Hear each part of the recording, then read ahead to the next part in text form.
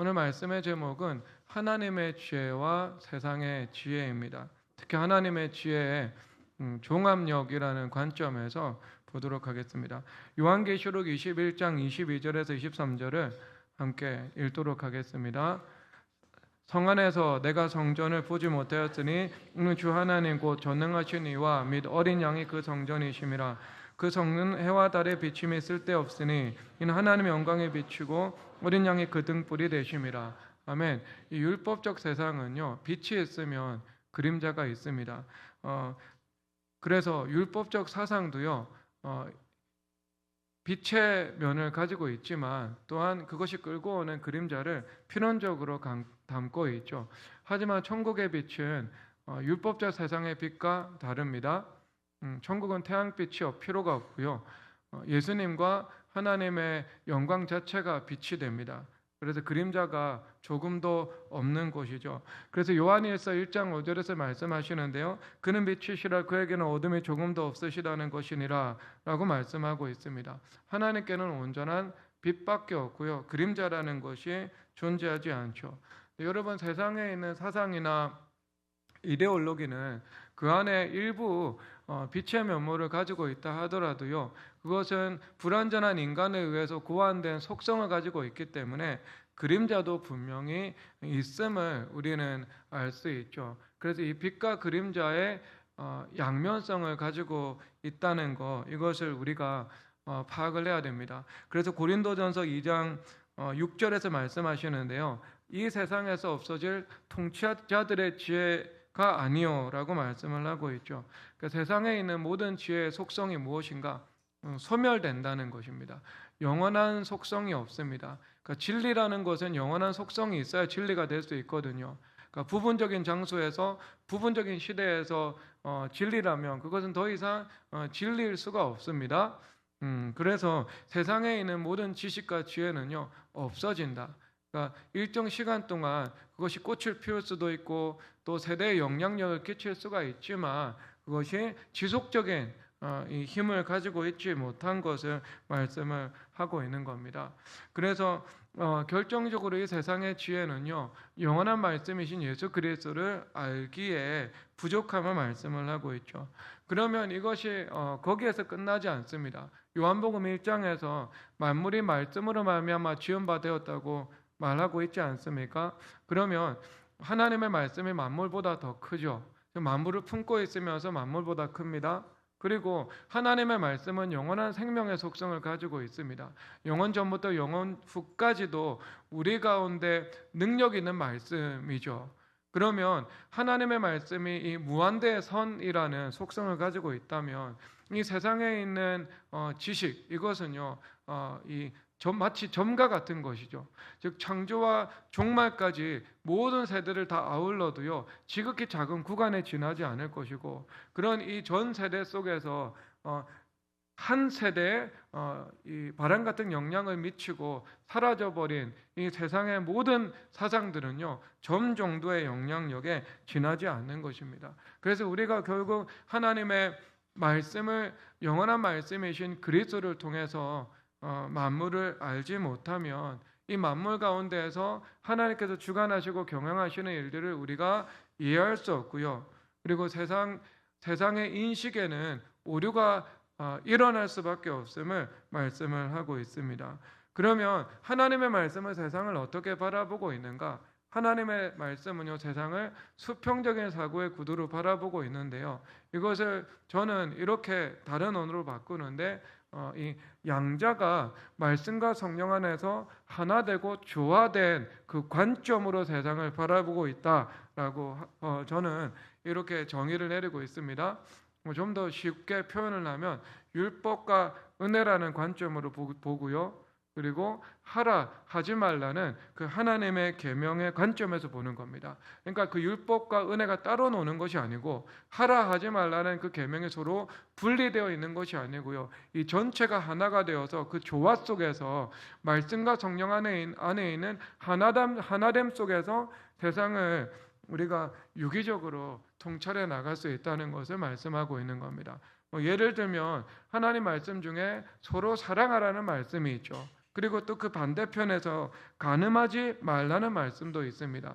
그러면 이것을 우리가 종합하면은요, 아름답고 거룩한 사랑이 있지만 또한 정당하지 못한 사랑도 있음을 말씀하고 있는 겁니다. 대표적으로 뭐 동성애, 불륜, 외도 이런 것이 되지 않겠습니까? 뭐 예를 들어서 서로 사랑하라는 말씀만 있고 간음하지 말라는 말씀을 취하지 않습니다. 그러면 그런 인간의 그릇된 유격을 사랑이라고 부장하지 않겠습니까? 그리고 그 죄에서 돌아서서 하나님의 계명을 따르며 살라는 권고를 한다면 그것은 사랑이 없음이라고 도리어 지적을 받게 될 것입니다. 그리고 또 간음하지 말라는 계명 하나만을 취하고 서로 사랑하라는 계명을 우리가 무시하죠. 그러면 요한복음 8장에서 간음한 여인을 돌로 치라고 말씀을 예수님께서 하시지 않습니까? 그러면 여러분 율법적 정죄와 판단이 난무하는 세상이 될 것입니다. 죄를 지은 사람들은 주온 글씨에 낙인이 새겨져서 다시 재기의 기회를 얻지 못하고 인생이 부활하지 못하게 되지 않겠습니까? 그래서 하나님께서 간음하지 말라는 계명과 함께 우리에게 사랑하고 용서함으로 용납하라는 말씀도 주시는 것입니다. 그래서 모든 사람에게 두 번째 기회가 있고 부활할 수 있는 그 법적인 통로를 열어주시는 것처럼 우리 모든 사람도 때로는 죄가 있고 실수를 할 수 있지만 한 번 더 주님께서 주시는 그 다시 한 번의 은혜를 경험할 수 있게 되는 것을 말씀하고 있는 겁니다. 그러니까 성경의 관점에 바라보고 있는 것은요, 이런 율법과 은혜, 하라 하지 말라를 하나님께서 통일해서 이 세상을 바라보게 하시는 것이죠. 그런데 여러분, 세상의 지혜의 속성이 무엇인가? 세상의 지혜는요, 하나님의 계명이 있으면 그 중에 하나만을 취하고 나머지를 버립니다. 그래서 그 진정한 의미를 왜곡해 버리는 거죠. 그래서 사랑 하나를 취해서 사랑의 의미를 왜곡시키는 겁니다. 자유 하나를 취해 가지고요, 진정한 자유의 의미를 뒤집어 버리는 거, 이것을 말씀을 하고 있는 겁니다. 예를 들어 우리가 자유 하나만 취한다고 생각해 봅시다. 프로이트가 주장을 했거든요. 이 사람 안에 성적인 욕구가 있는데 그 성적인 욕구를 성적인 욕구를 억압시키는 것으로부터 우리가 해방되어야 한다고 말을 하고 있습니다. 그러니까 그것을 밀고 나가면은요, 학교나 교회나 성경이나 하나님은요, 우리를 억압하는 분이 되어 버리는 것이지 않겠습니까? 그래서 그 억압으로부터 자유케 되는 것이 자유가 되는 겁니다. 그래서 여러분, 그것을 밀고 나가면 어떻게 되겠습니까? 예를 들어 아내 된 자가 아내의 위치를 지키지 않고요, 여러 남편과 함께 살아가는 것. 남편 된 자가 남편의 의무와 아버지의 책임을 감당하지 않고요, 다른 여러 가정을 두면서 살아가는 것. 이것도 성적인 욕구의 해방이라는 것으로, 자유라는 것으로 왜곡될 수 있는 거죠. 이것은 자유라는 그 의미를 이 하나만 가지고 와서 왜곡시킨 대표적인 사례를 말해주고 있는 것입니다. 그래서 하나님께서 우리에게 참된 자유를 주시고 행복을 주시고 기쁨과 평강과 축복된 삶을 우리 가운데 선물로 주시기 위해서 하나님의 은혜로 허락해 주신 그 정당한 규제와 규범들이 있는데요, 그것을 속박이고 억압이다라고 바꾸어버리게 되는 일들로 나타납니다. 여러분, 한번 제가 반대편의 이야기를 한번 해볼게요. 예를 들어 이 세상에 감옥이 있죠. 감옥에는 살인한 사람들, 그 다음에 사기를 친 사람들, 그런 사람들이 인신구속 상태에서 속박을 당하고 있습니다. 그러면 여러분이 이 감옥은 정당한 규제라고 생각하십니까? 아니면 하나의 억압이라고 생각하십니까? 감옥이라는 것이 있기 때문에요, 우리가 신체적인 위협과 그리고 불의의 살인에 대해서 근심하지 않으면서 이 세상을 살아갈 수 있게 되지 않겠습니까? 예를 들어 학교에서 50분 수업하고 10분 휴식합니다. 선생님의 권위를 공경해야 되고요, 학생들은 서로 존중하고 배려를 해야 됩니다. 청소해야 되는 일이 있으면 내가 자유를 누린다고 하면서 나는 청소하지 않을 거다라고 말할 수가 없죠. 그 공동의 의무를 그분들 모두가 함께 해야 되는 것이죠. 그렇다면 여러분이 학교 제도는요, 여러분 이 세상에서 필요한 인재를 길러내기 위한 정당한 규칙이라고 생각하십니까? 아니면 억압이라고 생각하십니까? 학교 없는 사회를 꿈꾸십니까? 문맹의 사회를 여러분들이 원하십니까? 다시 1950년도 국민교육이 없었던 그런 시대로 대한민국이 돌아가기를 원하십니까? 아니잖아요.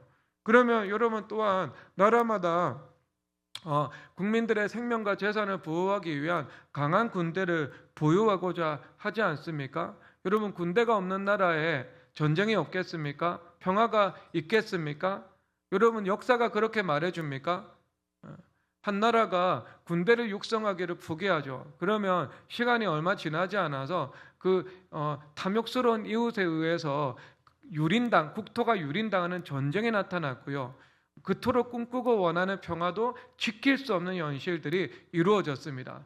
대표적으로 임진왜란과 경술국치 같은 현실이 보여주고 있는 것이지 않겠습니까? 그러면 우리는 모두 강한 군대를 보유하기 원하죠. 강한 군대가 우리의 생명과 재산을 중국이나 일본으로부터 보호해 줄 수 있다는 것을 우리는 상식적으로 다 이해하고 있습니다. 그렇다면 교육과 훈련 없는 강한 군대가 존재할 수 있겠습니까? 여러분 훈련과 교육을 없는 군대를 보유하는 나라의 백성이 되기를 원하십니까? 그 10년 후 20년 이후에 우리나라가 어떻게 되겠습니까? 여러분 이것은 정당하다고 볼 수 있겠죠. 뿐만 아니라 챔피언스 리그에서 우승을 하는 이 명문 축구팀이 있습니다. 그런 축구팀마다 감독의 강한 권위가 있습니다. 우리 미래교회 성현재 감독도 얼마나 권위가 강한지 축구 시작하기 전에 장로님을 엔트리에서 바로 날려버리고요. 담임 목사가 한참 즐겁게 축구를 하고 있는데 중간에 콜러 받으라고요. 나오라고 해가지고요. 제가 그 권위에 복종해가지고요. 나왔습니다. 나왔어요. 여러분 제가 스스로 나온 게 아니고요. 끌려 나온 거예요. 끌려 나온 거. 여러분 그 챔피언스리그 명문 구단은요. 훨씬 더 강력한 감독의 권위가 있습니다. 식단 관리까지 하고요. 훈련의 규칙이 있고 시간의 사용의 규칙이 분명하게 주어져 있습니다. 그래서 여러분 대한민국의 한 국가대표의 후보에 들었던 축구 선수는요. 아이스크림을 너무 좋아해가지고요. 감독의 눈밖에 났습니다. 그래서 2002년 월드컵에 뛰지 못했어요. 그 감독이 식단 관리에 선수들에게 요구하는 바가 있었는데 그 규칙을 그가 체화시키지 못했던 것이죠. 그러면 여러분 이런 것이 인간의 보편적인 양심과 그리고 어떤 이 사회의 운영 시스템이 보여주고 있는 거죠. 정당한 규범과 규칙이 있고요. 그리고 그 정당한 규범과 질서라는 것은 인간이 그 안에서 행복하고 안전하고 평강한 삶을 살고 누리기 위해서 주님께서 허락하신 것이죠. 그러면 여러분 이 세상 가운데 어떤 규범도 규칙도 없는 그런 세상이 존재한다고 합시다. 그러면 어떻게 하게 되겠습니까? 그러면은 어떤 현실이 벌어지는가? 멕시코 북부와 같은 현실이 일어나죠. 마피아가 육체적이고 신체적인 협박과 폭행을 통해 가지고요 어떤 무법적이고 불법적인 권위와 질서를 행사하는 그런 만인에 대한 투쟁의 상태가 벌어지게 되는 것입니다. 여러분 그런 상태가 이루어지면은요 사람들이 그제서야 이제 좀 제발 좀 정부 좀 만들어 주세요. 제발 좀 질서를 세워주세요. 제발 좀 우리에게 기준을 만들어 주세요라고 하는 그 일이 이루어지게 되는 거예요.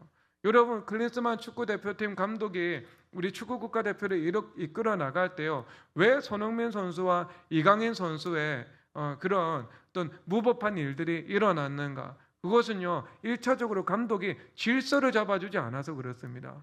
감독이 선수들에게 저녁 먹은 이후에 우리는 다음 경기를 준비해야 되니까 방 안에서 휴식을 취하거나 아니면 감독과 주장의 권위 주재하에서 전술을 위해서 함께 티타임을 나눌 수 있다라고 그렇게 규제를 해 놓았다면 기초적인 기준을 잡아 놓았다면 경기 전날에 몸을 보호하지 않고 탁구를 하면서 자신의 체력을 불필요한 일에 사용을 하는 일들이 일어나지 않았겠죠. 여러분 그것은요 감독이 기준을 세우지 않았기 때문에 나타난 문제인 것입니다.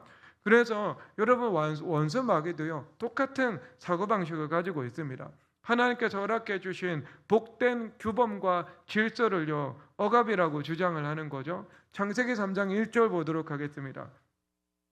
창세기 3장 1절 읽겠습니다. 시작. 그런데 뱀은 여호와 하나님이 지으신 들짐승 중에 가장 강교하니라. 뱀이 여자에게 물어 이르되 하나님이 참으로 너희에게 동산 모든 나무의 열매를 먹지 말라 하시더냐. 아멘. 원수 마귀는요 이 언어 왜곡의 달인이죠. 이 교묘하게 말의 의미를 왜곡해 버리는 겁니다. 그렇죠. 그래서 지금 하나님께서는 선악과 하나 먹지 말라고 했는데 어떻게 왜곡했어요? 동산 모든 나무의 열매를 먹지 말라 하더냐. 그러니까 하나님께서 자유롭고 간대하신 분인데요, 마치 인간을 억압하고 속박하는 분으로 만들어 버리는 거죠. 그렇죠. 이 땅에 하나님께서 정당하게 주신 그런 바른 권위와 질서 그리고 어떤 준칙들이 있는데요, 그것을 인간을 얽어매는 그런 속박으로 만들어버리는 것입니다. 그래서 여러분, 그런데 이것이 어떻게 나와요? 먹음직도 하고 보암직도 하다고 말을 하는 것처럼 원수마귀들은요 교묘한 사상을 가지고 있는데 그것을 문학성이나 작품적으로 포장하는 데는요 아주 능수능란한 존재들입니다. 그것은 창세기 3장 그 선악과 타락부터 시작해가지고요 인류 역사가 6천년 동안 지속되어 오면서 그들이 늘상 해왔던 일이죠. 원수마귀의 주특기입니다. 원수마귀의 주특기. 그러니까 여러분, 세상은요 작품성이라는 것으로 추앙을 하고 때로는 뭐 아카데미에서 상을 주기도 하지 않습니까? 그런데 하나님께서는요 어떻게 말씀하세요? 나 여호와는 사람은 외모를 보거니와 나 여호와는 중심을 본다고 말씀을 하고 계시잖아요. 세상은 작품성 하나를 평가하겠죠. 그러나 하나님은요 작품성도 평가하시지만 그 작품 안에 담겨있는 그 사상 중심을요 훨씬 더 주님께서 귀히 여기시는 거죠. 왜? 사람은 외모를 보지만 주님은 중심을 보신다. 주님은 중심을 보시고 판단하시는 분이시거든요. 하나님 앞에서는요 작품성보다 중요한 것이요 그것이 그 작품이 가지고 있는 사상성에 관한 것입니다.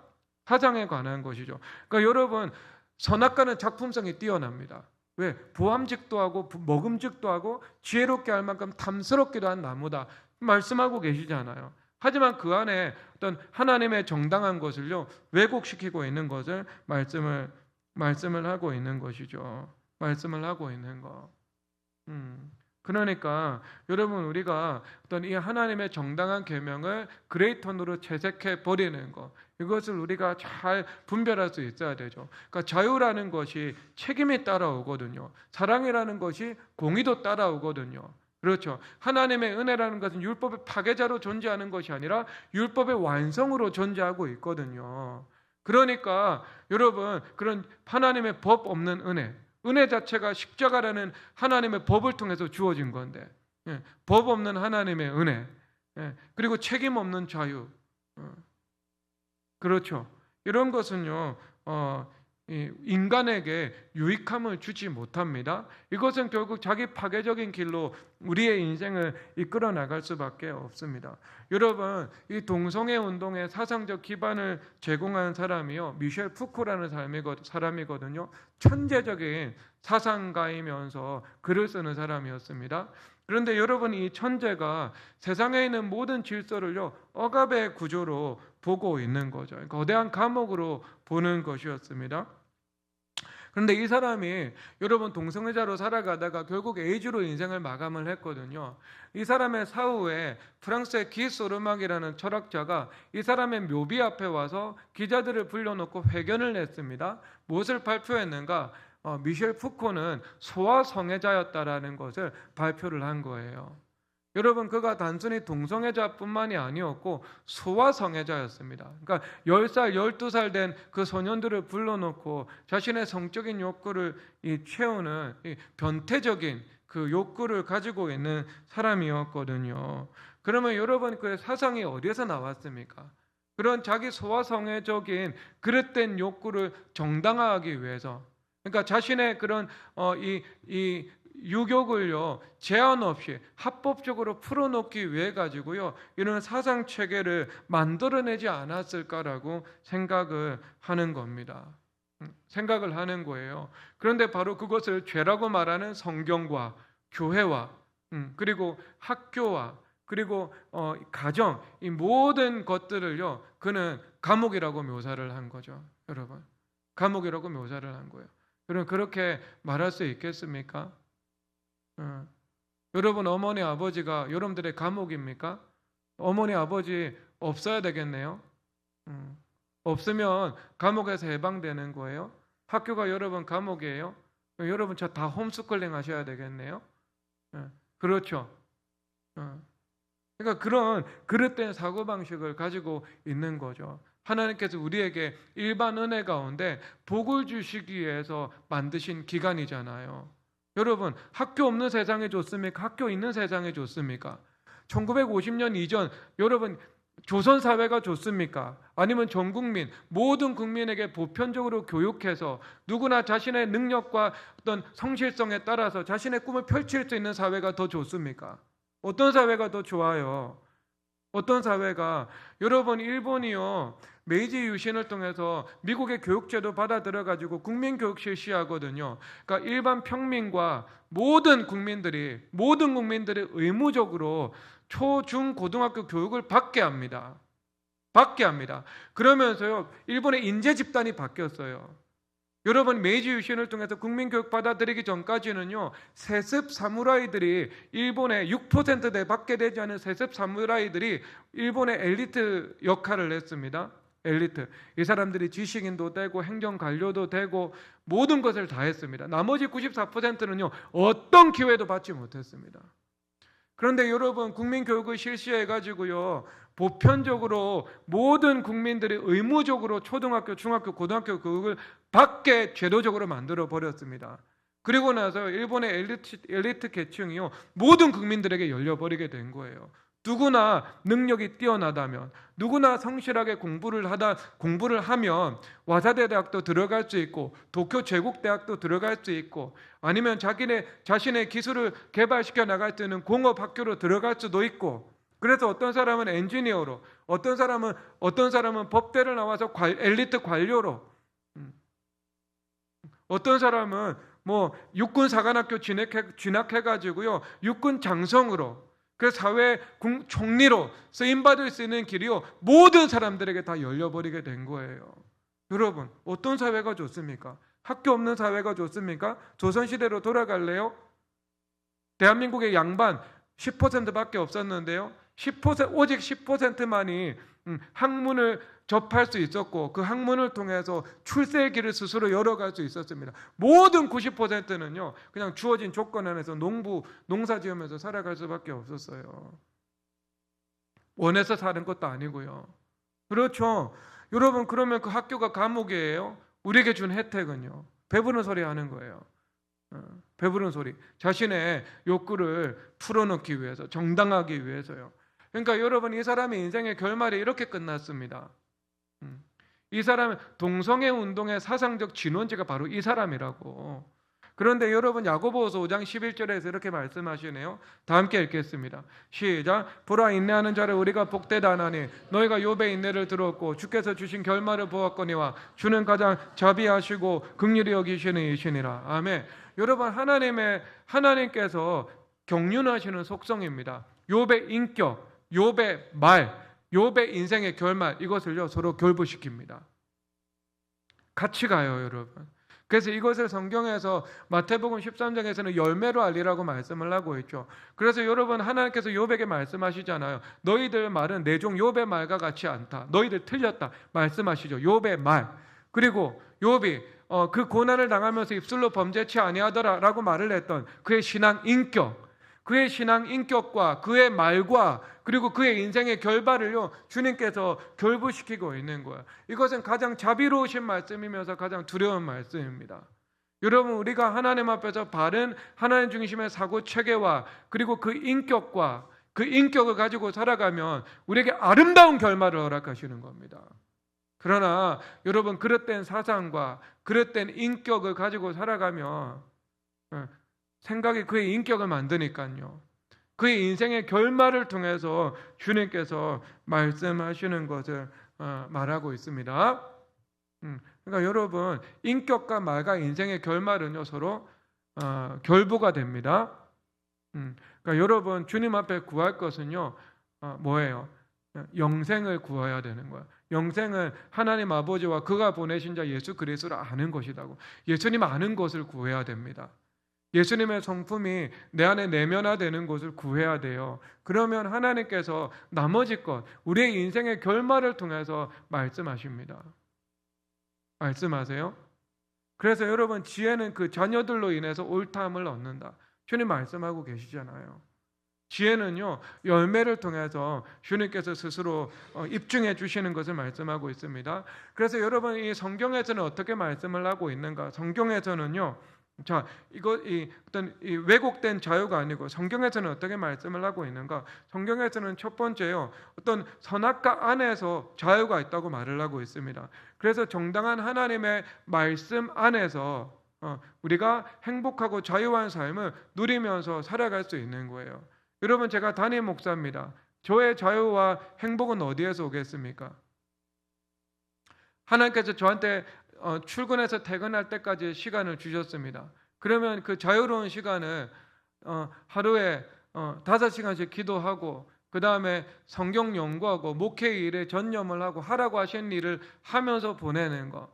여러분 그러니까 책임을 다하는 거. 여기에 참된 자유와 행복이 있겠습니까? 아니면 제가 이 교회라는 위치와 질서를 떠나가지고요 밖에서 막 수많은 여성들을 만나고 다니고요 그 여성이라는 것은 자매 말하는 거 말고요 자매 말하는 거 말고 다른 아내 만나고 다니고요 그리고 맨날 오락실 가가지고요 빠친코 땡기고 있고 여러분 제가 그게 저의 자유로운 삶처럼 보입니까? 그게 저한테 자유를 주고 저한테 행복을 줄 것 같습니까? 아니잖아요. 참된 자유가 어디에 있어요? 하나님께서 우리에게 주신 책임과 의무가 있는데 그것을 내가 기쁨으로, 즐거움으로, 감사함으로, 누림으로 그것을 감당해 나가면서 그 책임을 다하는 삶 속에서 주님께서 주시는 그 자유와 행복을 우리가 누리면서 살아갈 수 있는 것이지 않겠습니까? 여러분 실업자들한테 한번 물어보십시오. 실업자 6개월만 된 사람들 아니면 내가 퇴직금 받아가지고 해외여행하면서요 1년 동안 돌아다니면서 퇴직금 3억을 다 썼습니다. 그러고 나서 돌아오는 사람들한테 한번 물어보세요. 계속 실업 상태로 놀고 싶어? 아니면 정말 일하고 싶어? 일하고 싶어? 사람들 일하고 싶다고 말하겠죠. 여러분 하나님께서요 사람을 의미를 추구하는 존재로 만들어 놓으셨거든요. 그러니까 의미를 추구하는 존재로 만들어 놓으셨다는 것은요 우리가 일하지 않는 존재가 아니라 하나님으로부터 사명을 부여받아서 그 사명을 감당할 때 우리는 주님께서 주시는 만족 속에 살아갈 수 있는 존재로 만드신 거예요. 그래서 전도서에서 말씀하시잖아. 너희들이 수고함으로 낙을 누리는 것, 이것이 하나님께서 주신 선물이다고. 수고가 있어야 되고요 수고 중에 누리는 그 기쁨과 행복이 있는 거, 이것이 하나님께서 우리에게 만들어 놓으신 그 가치 있고 의미 있는 삶이라고 말씀하고 계신 거예요. 자, 그런 삶을 말씀하시고요 또 주님께서 무엇을 말씀하시는가, 그런 여러분 계명이 있을 뿐만 아니라 요한복음 13장 8절 이렇게 주님께서 말씀하십니다. 읽겠습니다. 시작. 베드로가 이르되 내 발을 절대로 씻지 못하시리다. 예수께서 대답하시되 내가 너를 씻어주지 아니하면 내가 나와 상관이 없느니라. 아멘. 내가 너를 씻어주지 아니하면 너와 상관이 없다. 이 말씀 무엇입니까? 예수님의 사랑과 호의를 받아들이라는 말씀이잖아요. 하나님께서 우리를 사랑하기 원하시고 용서하기 원하시고 은혜 베푸시기 원하는데요 그것을 어떻게 해요? 그것을 받으라는 말씀인 거예요. 받으라는 말씀인 거예요. 받으라는 말씀. 그러니까 여러분 이 말씀 무엇인가? 우리가 하나님의 말씀, 권위, 질서도 있고요 또한 하나님께서 주시는 풍성한 사랑과 은혜도 있다는 것을 말씀을 하고 있는 거예요. 그렇죠. 그러면 여러분 우리가 하나님으로부터 사랑과 호의가 있을 때 그것을 받아들여야 되는 거죠. 뿐만 아니라 하나님께서 베푸신 사람을 통한 사랑과 호의가 있을 때도, 즉 발 씻어주시는 은혜가 있을 때도 우리가 이것을 받아 누릴 수 있어야 한다는 것을 말씀을 하고 있는 겁니다. 그러니까 이 두 가지가 함께 가는 거예요. 질서만 존재하는 것이 아니고요 사랑이 있는 거예요. 사랑이 함께 가는 거예요. 그래서 여러분 율법과 은혜 하라 하지 말라, 선악과를 먹지 말라, 그리고 하나님의 사랑을 받으라. 하나님께서 직접 주시는 사랑과 하나님께서 사람을 통해서 베푸시는 그 은혜와 호의를 우리가 받을 수 있어야 한다, 이것을 말씀을 하고 있는 거예요. 그래서 여러분 고전문학 중에 제이네어라는 작품이 있잖아요. 고전이죠. 그 안에 십자가의 자기 부인도 있고 기도의 힘도 있고 희생적인 사랑과 옳고 그름을 분별하는 거룩한 사랑도 있습니다. 그 안에 다 녹아있죠 있어요. 그런데 그 제이네어 안에요, 로드 학교라는 학교가 나오는데 매우 이 학생들을 억압하고 학대하는 학교로 등장합니다. 그러니까 학교 교장이, 선생님은 또 사랑 많은 선생님도 있는데 이 교장이 그런 이 태도를 가지고 있죠.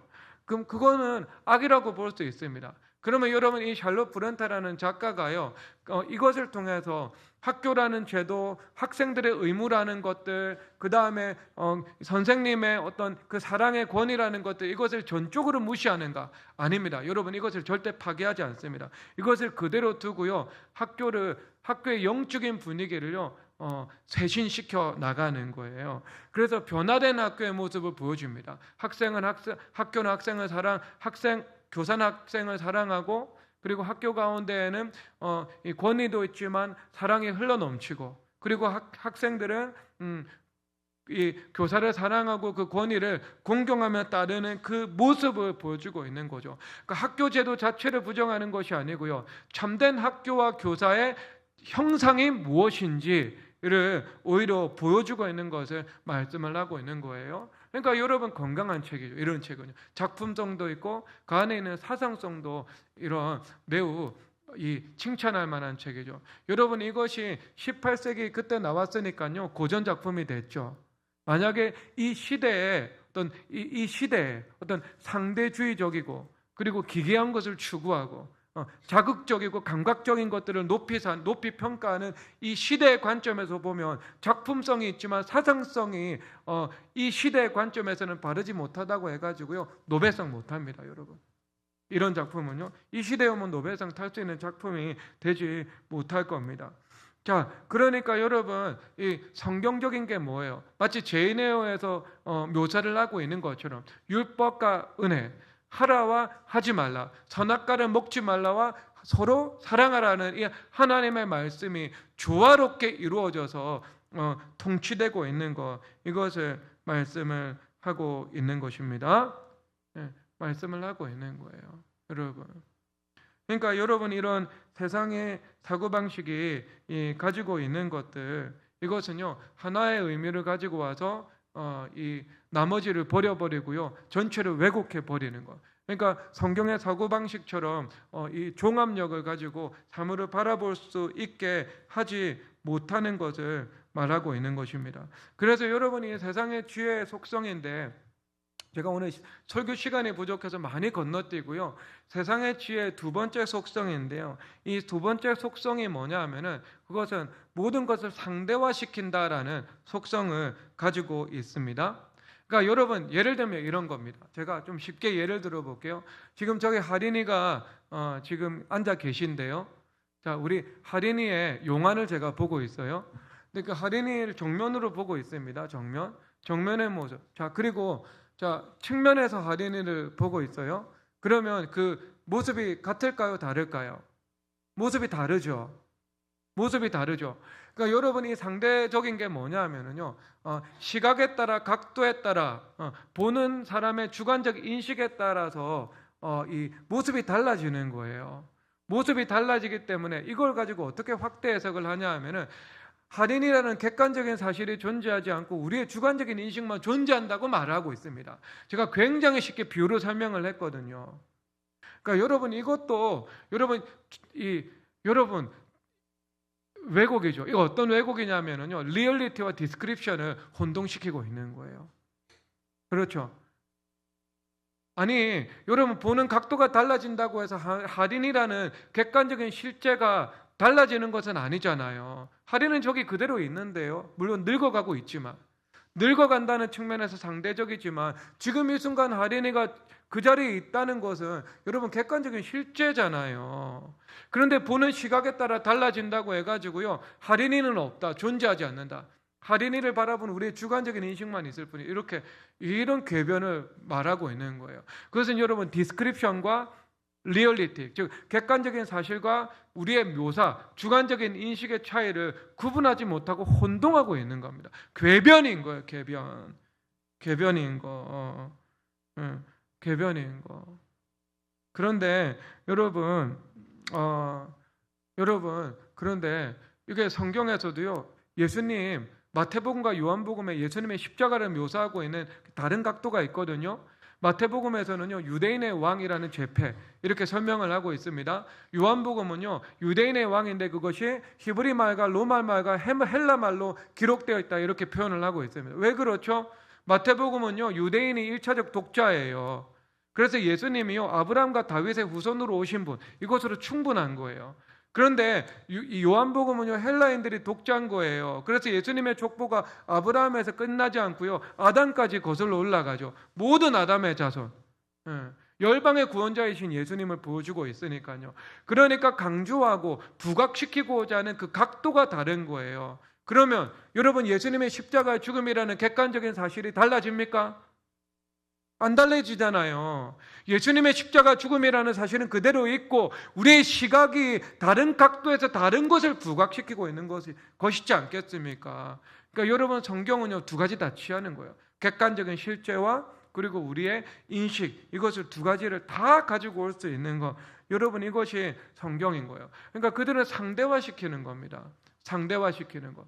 여러분, 상대화시키면 굉장히 큰 난점이 있습니다. 무슨 난점이 있는가? 우리 인생의 목적과 의미를 규정할 수 없습니다.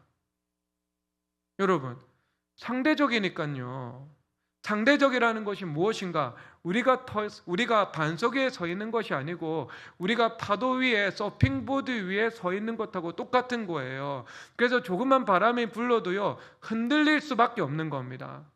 상대적일 거니까, 바뀔 수 있으니까, 시대에 따라서, 사람에 따라서, 주관적인 인식에 따라서 다 바뀔 수 있으니까요, 확고한 토대 위에 서 있지 못한 거죠. 그러니까 여러분, 인생의 의미와 목적을 규명할 수 없게 되고요, 그런 인생은 표류하는 인생이 될 수밖에 없습니다. 그래서 여러분, 요즘에 문학이 가르쳐 주는 것은요, 두 가지입니다. 무의미한 선택의 무의미한 결과, 파괴적인 선택의 파괴적인 결과, 이것을 보여주고 있습니다. 근데 조금 정직하지 못하면은요, 파괴적인 선택을 했는데 뜬금없이 그리고 합당한 어떤 인과관계 없이 치유받는 거, 이렇게 보여주고 있는 작품도 지금 정직하지 못한 거고요. 조금 정직하다고 하는 작품이요, 이 한계를 벗어나지 못합니다. 파괴적인 선택의 파괴적인 결과, 의미 없는 선택의 무의미한 결과, 이것을 벗어나지 못하는 거. 왜? 이 현대 문학에 서 있는 사상적 기반이요, 상대주의이기 때문인 거예요. 상대주의이기 때문인 거. 그런데 여러분, 우리는 상대주의의 기반에 서 있지 않습니다. 우리는 확고한 약속의 말씀의 기반에 서 있습니다. 요한복음 13장 16절 읽도록 하겠습니다.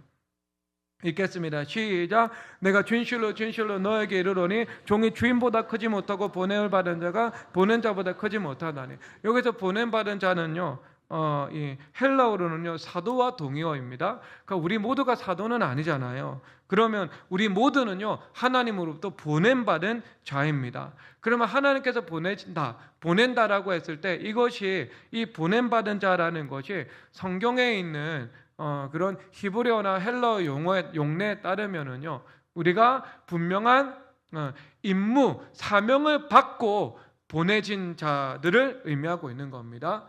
그래서 여러분, 우리는 사명과 목적을 하나님으로부터 부여받아서 이 땅에 보냄받은 자들인 거예요. 그래서 잠언 25장 13절 다 함께 읽도록 하겠습니다. 잠언 25장 13절 읽겠습니다. 시작. 충성된 자는 그를 보낸 이에게 마치 추수한 날의 얼음 냉수 같아서 능히 그 주인의 마음을 시원하게 하느니라. 하나님 아버지께서 하나님 아버지의 마음을 시원하게 하고자 하는, 즉 하나님의 꿈과 목적을 우리 인생 가운데에서 가득 담아서 여러분 이 시대 속으로, 이 역사 속으로 하나님께서 우리를 보내신 것을 말씀을 하고 있는 겁니다. 여러분, 이것이 우리가 기대고 있는 확고한 말씀이고요, 우리가 디디고 있는 확고한 반석과 같은 약속임을 말씀을 하고 있는 것입니다. 여러분, 우리는요 바로 여기에 기대어 있는 존재인 거예요. 그렇죠?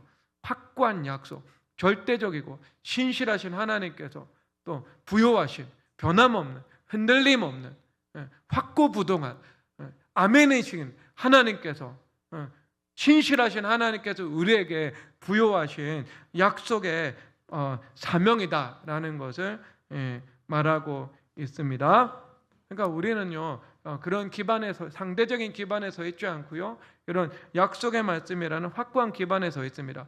그래서 우리 인생은요 그림자가 없어요. 세상의 지혜를 따라가면 세상의 지혜의 길은요 그림자가 있습니다. 세상의 복을 구하고 살아가죠. 세상의 복에는요 그림자가 반드시 옵니다. 그림자가. 그런데 하나님의 지혜는요 그림자가 없어요. 그리고 하나님께서 우리에게 주시는 복도요 그림자가 없습니다. 즉 우리 인생에 그림자가 있는데요, 그 그림자를 점점 예수님과 동행하고 예수님을 따라 살아가는 삶을 살아갈 때 그 그림자를 제거하시는 길로 주님께서 인도하시는 것이죠. 그래서 욥기 23장 10절 다 함께 읽겠습니다. 그러나 내가 가는 길을 오직 그가 아시나니 그가 나를 단련하신 후에는 내가 정금같이 나오리라. 아멘. 그러니까 우리가 하나님께 정금이 된다. 이것은 우리 인생에 그림자가 없어진다는 것이거든요. 그러니까 하나님께서 우리와 동행하시고 우리를 단련시켜 나가시면서 우리 가운데 있는 그림자를 없애시는 일을 하시는 거예요. 그리고 우리 안에 있는 빛을 점점 더 밝은 빛으로 주님께서 화하시는 그 일을 주님께서 행해 나가시는 것입니다. 여러분, 우리 인생에는요 그림자가 없어요. 그래서 여러분, 우리가 심지어 우리의 죄악의 선택과 그리고 그 원수마귀의 그런 모략으로 인해 가지고 어떤 파멸의 씨가 우리 인생 가운데 뿌려졌습니다. 그런데 어떤 파멸의 씨가 뿌려졌다 하더라도요, 우리가 예수님의 십자가 앞에 그것을 가지고 가면 하나님께서 그 파멸의 씨라는 그림자를 제거하시고요, 우리 가운데 어둠을 빛으로 바꾸시는 일을 하시죠. 그래서 로마서 8장 28절 읽겠습니다. 우리가 알거니와 하나님을 사랑하는 자 그 끝대로 부르심을 입은 자들에게는 모든 것이 합력하여 선을 이루느니라. 아멘. 그래서 여러분, 다윗의 인생에 그림자가 있었잖아요. 스스로 부른 죄악의 씨. 그래서 바세바와의 관계에서 아들을 낳았는데 아들을 하나님께서 데려가셨습니다. 아들의 죽음이 왔어요. 아들의 죽음 이후에요, 하나님께서 어떻게 그 어둠을 빛으로 바꾸어 나가세요. 그에게 여디디아라고 일컬어지는 사랑받는 자 솔로몬의 열매를 주님께서 허락하시지 않겠습니까? 그래서 죽은 아들을 솔로몬이라는 새로운 아들로 주님께서 바꾸어 나가시는 거죠. 다시 한 번의 은혜를요 하나님께서 베풀어 주시는 것이지 않겠습니까? 백호준 형제가 이 유아 세례 받으러 나왔잖아요. 제가 왜 눈물 안 흘려 이렇게 말했거든요. 이유가 있습니다. 백호준 형제가 그래도 사업을 하면서 한 달에 800 정도를 계속 이 소득을 올리고 있었거든요. 근데 백호준 형제가요 아주 율법적 관성이 강한 형제 중에 하나거든요. 그러니까 사업이 조금 잘 되면 기도의 자리를 언제든지 떠날 수 있는 이 준비된 상태, 그런 우리 속성을 그 안에 많이 가지고 있었습니다.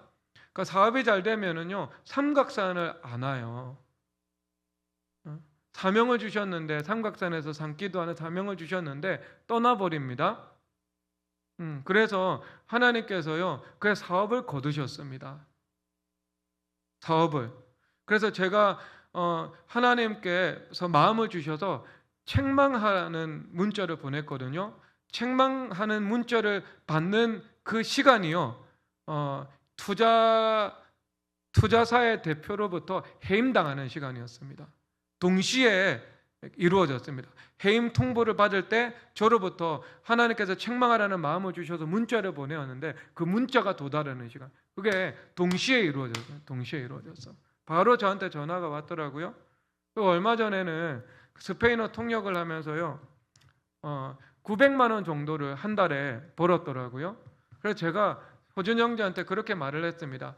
이제 3달 생활비 있으니까 3달 동안 삼각산 휴직하고 그 돈 떨어질 때 그때 삼각산 다시 가라고 이렇게 제가 권면을 했습니다. 그러니까 손사래를 치더라고요.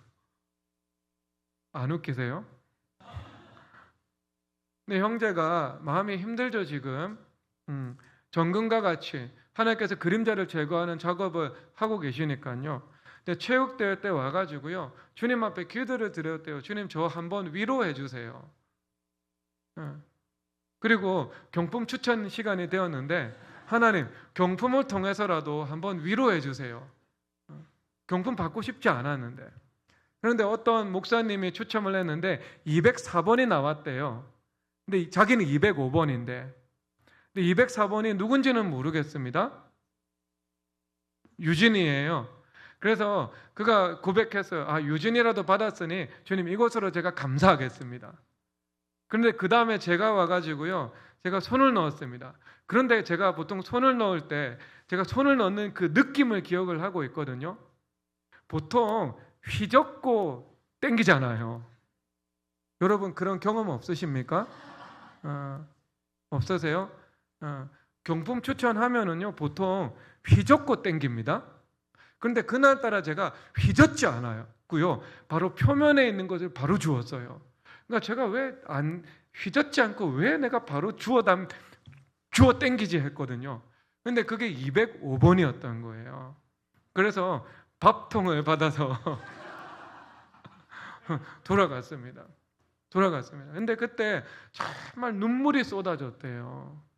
그리고 나서 저는 이 말을 한 게 기억이 안 나는데 지나가면서 호준 형제한테 하나님께서 사랑해서 주신 거라고 제가 이렇게 이야기를 했대요. 그 말을 듣고요 또 눈물이 쏟아졌대요. 여러분 우리 하나님 이런 분입니다. 이런 분, 우리 하나님께서 천하만물의 주권자 아닙니까? 가이사르를 죽이고 가이사르를 살리고 로마를 흥하게 하고 로마를 망하게 하고, 여러분 이런 하나님이시거든요. 하나님을 대적하는 사람들이 있으면 하나님께서 막 심판하시는 분이잖아요. 그래서 여러분 한나 어머니가 여호와를 대적하는 자는 산산이 깨트려질지로다 뭐 이렇게 말씀도 하고 계실 분이시지 않겠습니까? 그런데 그런 하나님께서 지금 하나님 앞에서 연단의 시간을 보내고 있는 한 형제가 작은 신음처럼 주님 앞에 올려드린 목소리 아닙니까?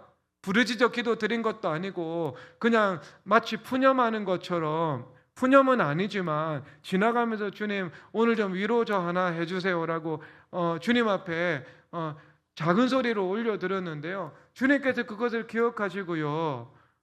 주님의 손으로 205번을 뽑으신 거 아니겠어요? 못 휘젓게 하시면서 휘젓지 마 하시면서, 그리고 우리 주님이 이렇게, 여러분 내가 너의 발을 씻어주지 아니하면 너는 나와 상관이 없느니라. 예수님께서 전체 발을 씻으신 거 아니잖아요. 예수님의 제자 한 사람 한 사람의 발을 씻으셨거든요. 그렇죠. 하나님께서 뭉뚱그려서 전체로 하나님께서 은혜를 주시기도 하시지만 한 사람 한 사람과 개인적인 관계를 맺으시면서 그 개인이 주님 앞에 기도 드리는 것, 그것을 주님께서 다 알고 계시고 다 듣고 계신 것 아닙니까? 그리고 주님께서 그 마음을 헤아려 주시고 그 작은 자의 작은 소원에 주님께서 위로로 응답하시는, 여러분 그런 은혜의 하나님이신 거예요. 여러분 이렇다면, 이런 우리의 작은 소리에 귀를 기울이신다면 우리가 하나님 앞에 산에 가서 부르짖는 기도에 더 귀를 기울이시겠죠. 하나님께서 이런 작은 위로해 주세요라는 말씀에 응답해 주신다면 하나님께서 우리에게 분명히 약속의 말씀으로 주신 것, 그것은 여러분 주님께서 더 우리 가운데 신실하심으로 이루어 주시지 않겠습니까? 그러면 여러분 우리 주님은 어떤 분이세요? 기댈 만한 분이죠. 확고하게 디딜 수 있는 반석이죠. 그래서 여호와 하나님은 우리의 반석이요 우리의 산성이시다. 변함없고 신실하시고 우리의 피난처가 되어주시고 우리가 의지할 만한 분이시다. 이것을 말씀해주고 있는 겁니다. 여러분 우리 주님은요 정말 의지할 만한 분이십니다. 우리 주님 의지하고 따라가다 보면 우리 인생의 빛은 없애시고요, 점점 어둠은 없애시고요, 우리의 빛은 점점 주님께서 더 밝아지게 주님께서 역사하십니다. 그래서 마지막 잠언 4장 18절만 읽고 예배 마치도록 하겠습니다. 시작. 의인의 길은 돋는 햇살 같아서 크게 빛나 한낮의 광명에 이르거니와. 예수님 따라가는 삶은 그림자가 없습니다. 여러분들의 그 꺼져가는 등불과도 같은 그 작은 빛을 한낮의 광명으로 주님께서 바꾸실 것입니다. 이 시간 다 함께 일어나서 찬양하도록 하겠습니다. 찬양은요, 다시 한번 찬양하도록 하겠습니다.